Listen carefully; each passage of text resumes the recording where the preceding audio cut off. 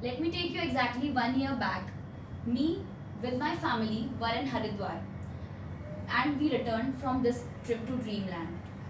By the end of this story, I'm sure you all will believe me why this topic is apt for my speech. So, we were 13 members of our family and we hired a mini bus and it had sufficient blank spaces so that anybody can stretch and have short naps in the between journey. We started from a beautiful place called Kempty Falls in Uttarakhand. It's a waterfall and the water flows at a temperature of 17 degrees. We enjoyed the chilly water and the waves, and it was really a mesmerizing experience because it was really the water coming from the mountains. So one challenge which you face when you go there is about the food and the drinking water. So we managed whole trip drinking water from the Bisleri bottles and also had a cook team separately for us. So the next stop which we stopped was Yamunotri. It's a place which is famous for hot water springs. The natural hot water comes from the ground and people bath in it and it is considered to be very sacred. The flora, fauna, the kind of fruits we were eating there was really beyond imagination. The lush greenery was as if adding more oxygen into me. It was rejuvenating me. So the next place which we had to start was Kedarnath, which is one of the highest peaks of Uttarakhand, around 12,000 feet from the sea level. I remember the last night we all family members took a shelter in a lodge which had an open terrace. We were laughing and talking to each other and enjoyed the delicious dinner made by our cook. The next day, we started for the Kedarnath trip. It was 21 kilometers by walk. So we hired ponies and covered the trip in a time of around 5 hours, where we reached the mystic city of Kedarnath at around 4 p.m. in the evening.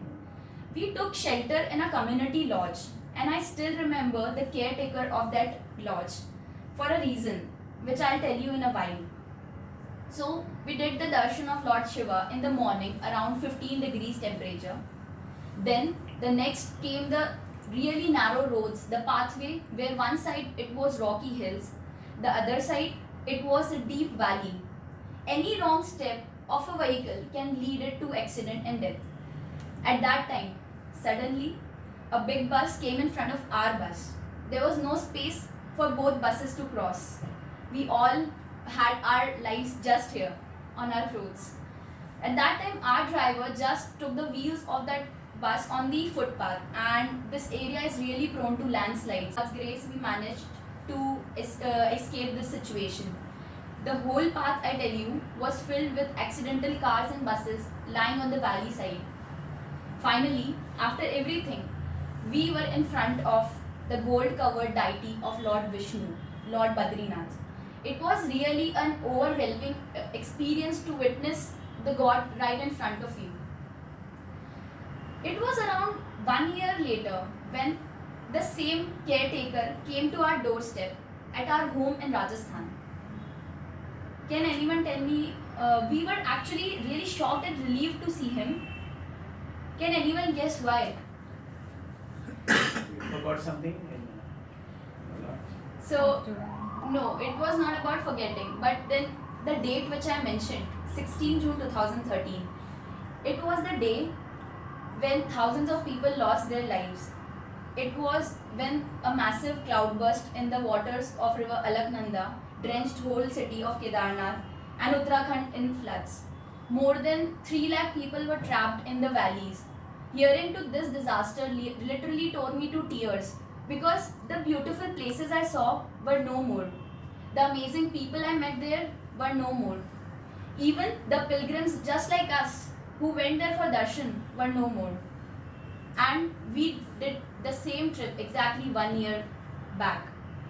I remember this trip surely for the amazing experiences I had, but also for meeting a man whom we considered was nearly dead. Life gives you many pleasures, and travel is one kind of pleasure which you experience, which you gain when you move out. So I believe that travel is the thing which you buy, and it only makes you richer. So I hope everybody travels, and yes, health is wealth, so travel is also wealth.